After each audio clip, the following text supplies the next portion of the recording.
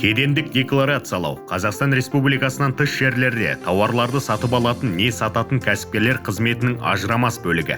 2019 жылдан бері Қазақстандағы кедендік декларациялар Қазақстан Республикасы Мемлекеттік кірістер комитетінің сайты арқылы Астана бір ақпараттық жүйесінде электронды түрде толтырылады.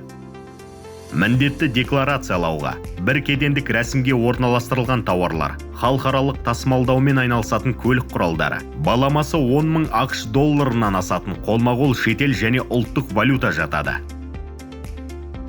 Сондай-ақ тауарларда Еуразия Азия экономикалық одақтары елдер арасында декларациялау кезінде арнайы ережелер қолданылады. Тауарларға арналған декларацияны толтыру кезінде мыналарды ескеру қажет. Қазақстанға кеден одағына жатпайтын елдерден тауарларды әкелу кезінде декларация оларды уақытша сақтау мерзімі аяқталғанға дейін, ал өнімді Қазақстаннан үшінші елдерге әкету кезінде тауар кеткен сәтке дейін беріледі.